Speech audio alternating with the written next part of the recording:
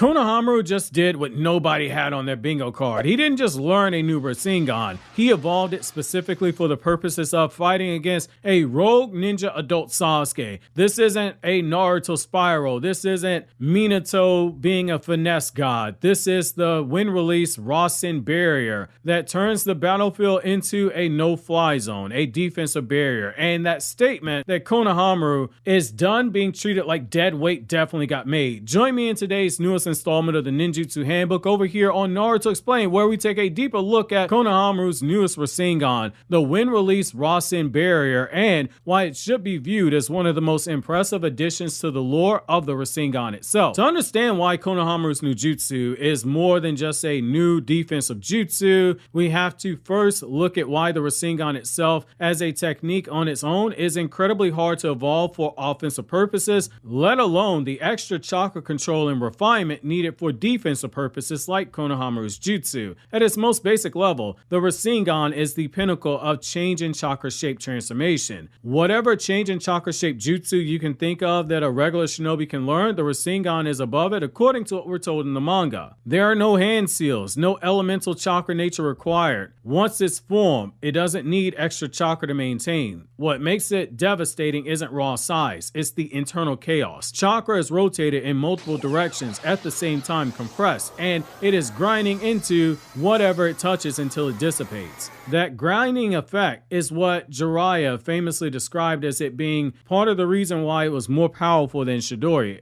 a point that even Sasuke Uchiha later agrees with when directly comparing the two jutsu. And when thrust into a target, the Rasengan doesn't just damage, it launches, sending enemies flying until they collide with something solid. On paper, it's very simple. In practice, it is one of the hardest jutsu in the entire series to muster. There's a three-step problem that defines how strong and how difficult the Rasengan is, because you're controlling chakra in three separate ways simultaneously. The first is rotation, spinning chakra in multiple directions simultaneously. This is where Naruto's water balloon training came in, and where even the user's natural chakra flow matters. Fight your natural rotation, the chakra splits, creating resistance instead of cohesion. The second is power, increasing the volume and the density of the chakra. The rubber ball phase existed for that reason. Bursting it wasn't enough. You have to completely destroy it. And doing that often injures the user's hand because the chakra output is far beyond what most ninja are used to when it comes to channeling chakra all at once. And the third and the most difficult is containment. Compressing that violent rotation in the raw power into a stable spear at high speeds. This step demands near perfect chakra control. Early on, Naruto did it and Konohamaru did it, but they had to use shadow clones as a workaround, dividing the mental workload. But eventually, true mastery came with them being able to do all the steps simultaneously. Once you can do that, that's when you truly have mastered the Rasengan. The jutsu doesn't reward flair. Instead, it rewards control. And this is a part that many fans forget. The Rasengan was created by Minato Namikaze. As a gift, he wanted to teach to Kushina. But by Minato's own admission, the jutsu was incomplete. He and Kakashi both failed to successfully add a chakra nature to it. That's why the Wind Release Rasen Barrier is so important. That's why all of the variations of the Rasengan that Naruto and Boruto made are so important. They weren't just stronger, they were proof that the next generation surpassed the original creator. And that lineage continues obviously with Boruto, who early on his Rasengan was small and unstable, but conceptually it advanced, which brings us to Konohamaru, the Rasengan Barrier. It takes the Rasengan and evolves it further because the Rasengan stopped being an attack here. The Rasen Barrier isn't just a normal Rasengan variation, it's a redefinition of how the technique itself works. Instead of containing wind-enhanced chakra into a compact spear, Konohamaru disperses it outward into a swirling vortex barrier in front of his body. The rotation is still there. The density is still there, the speed is still there, but the containment is no longer about compression, it's all about structure. The result is a spinning wall of chakra that functions just like a shield, and crucially is strong enough to block a Chidori. Rasengan on its own is stronger than Chidori. If all users are equal or they're even close to equal, if they're in the same tier, the Rasengan is going to win out. That's why Konohamaru tweaking the Rasengan in this way is so important. It speaks to the brilliance of Konohamaru Konohamaru is a shinobi. This is a perfect counter to Chidori for someone who is weaker than a Chidori user. Essentially, elementally, lightning release is inferior to wind release. That's basic chakra nature theory that we're told in Naruto, but Konohamaru takes it a step further. The Chidori relies on the piercing power and the forward momentum. The Rasen Barrier doesn't meet that force head on. Instead, it grinds it down. It disperses the thrust through the rotational wind pressure. Instead of penetration, the Chidori, it is caught, it is slowed, it is dispersed, and it is neutralized, or at least neutralized as best as the user can do. That isn't just defense, that is weaponized control. Konohamaru didn't create this jutsu to be flashy. He created it to counter a very specific threat. That context matters. Konohamaru wanted all the smoke and deserves all the praise from fans of the series. At this point in the Boruto story and Boruto Two Blue Vortex, Sasuke is labeled as a rogue ninja for helping Boruto escape after Boruto is framed for Naruto's murder by Kawaki. That puts Konohamaru in an impossible position. Loyalty to the village, loyalty to his students, and staring down a technique in the Chidori that was historically used by one of the strongest shinobi in history. His basic Rasengan on its own would never match Sasuke's overall AP, but by adding wind release and having it work as a barrier and using the rotation in the way that it does, the lightning of the Chidori, it isn't concentrated to one spot. It's dispersed when the user performs the Rasen Barrier at full power, like we see when Konohamaru saves Boruto from Chidori. That is key. That is adaptation. Konohamaru adapted. He took away the strength of Chidori, all that chakra compressed into the fingertips of that thrusting jab, and he basically dispersed it to level the playing field. That Rasen Barrier, it is a statement. That's Konohamaru basically saying he's no longer just inherited Naruto's techniques. He's re-engineered them for modern combat. He's re-engineered it because he thinks he's avenging Naruto. That is defense over brute force, control over spectacle, a Rasengan that protects instead of just charging forward. And that says a lot about Konohamaru's growth. This jutsu only works because Konohamaru has mastered all three Rasengan steps at a level that allows him to break the rules of the technique itself. He isn't just shaping chakra into a spear, he's shaping the space in front of him. That's not something that a mid shinobi does. It's something that a shinobi does when they finally stop chasing their mentor's shadow and they start solving problems in their own way. And in a world where the Rasengan was never meant to be complete, Konohamaru just proved that, hey, this thing can evolve. Obviously, if you enjoyed this video, consider subscribing, clicking here on the left to check out more videos from the Ninjutsu Handbook, or click here on the right, check out more Naruto Explained videos.